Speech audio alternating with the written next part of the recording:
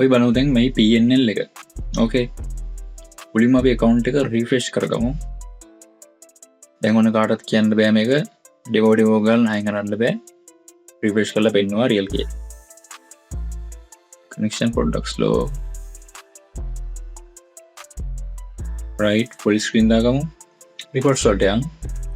statements ඊපස්සේ මෙතනින් view achieved statement වල තමයි තියෙන්නේ. මොකද account එක update වුණාට පස්සේ පරණ history එක තියෙන වෙනම achieved කියලා දෙන්නේ. ඊට පස්සේ මේ ඉවර අපි date එක filter කරමු මේ month එකේ ඕන හින්දා මේ පළවෙනිදා ඉඳන් මේ 31 වෙනකම්. right apply. ඔන්න එනවා මේ මාසයට දාලා PNL එක. ඔයන් ගේම් යටට දැන් මේ පළවෙනිදා පටන් ගන්න තියෙන්නේ $88කින්.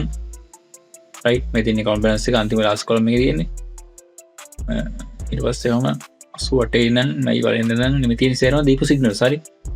මෙතන මේ තනියම ගත්ත trades නෑ අපි.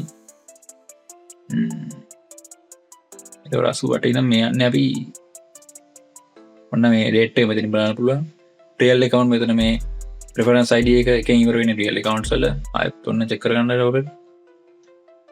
මෙතනින් අපිට පේනවා පොඩි loss එකක් ගිහලා තියෙනවා right. මේ ඉවර කියන්නේ පටන් ගත්ත දවසේ ඉඳන් 80 ඉඳන් 70 ගණන් වලට 60 ගණන් වලට 50 ගණන් වලට අවිල්ලා right. මේ 50ට අවිල්ලා තියෙනවා ඊට පස්සේ 40ට බහලා තියෙනවා. වෙනස්සේ $30ට බහලා තියෙනවා. ඔන්න $30ට බහලා තියෙනවා. ඊට පස්සේ අපි ඒ කියන්නේ 40ට බහලා ඊට පස්සේ $10කින් trade එකක් කරන් තියෙනවා forex වල USD CHF වල. ඊට පස්සේ එතන මේ ඔන්න $30 ඉඳන් ඒක trade එකෙන් ගෙනිලා තියෙනවා ගෙලින් 104ට. හරි. ඒ කියන්නේ $74 ඒක forex trade එකෙන් අපි recover කරලා තියෙනවා.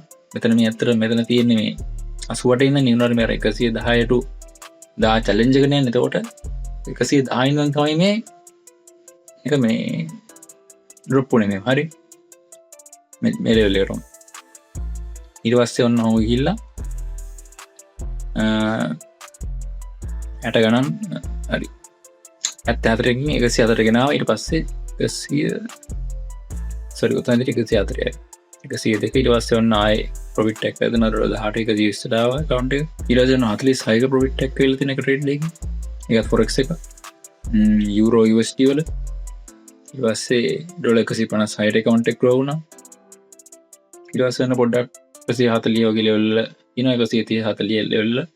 ඊට පස්සේ මෙතන මේ withdrawal කියලා තියෙන්නේ withdraw කරලා නෙමෙයි account එකේ update එකේදී අර accounts පොඩ්ඩක් බෙදුනා දෙකට. ඒ කියන්නේ D trade එක වෙනම MT5 එක එහෙම අන්න එහෙම.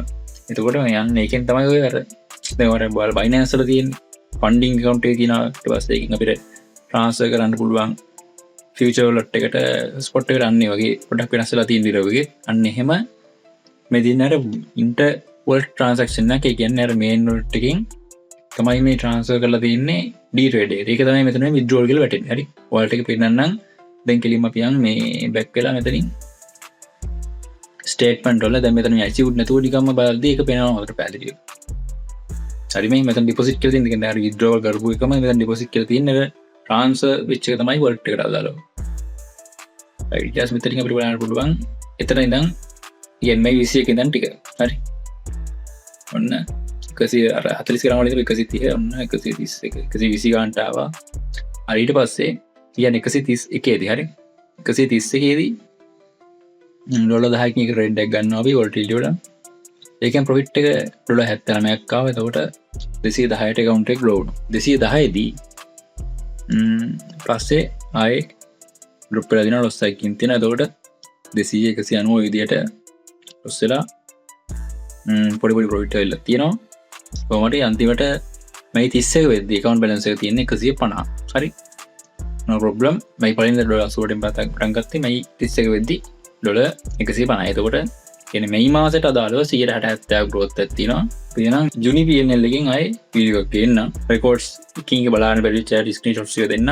ඔන්න account balance 150යි. ආයෙ බලමු Juni වර වෙද්දී කීයක් ලා තියෙද කියලා.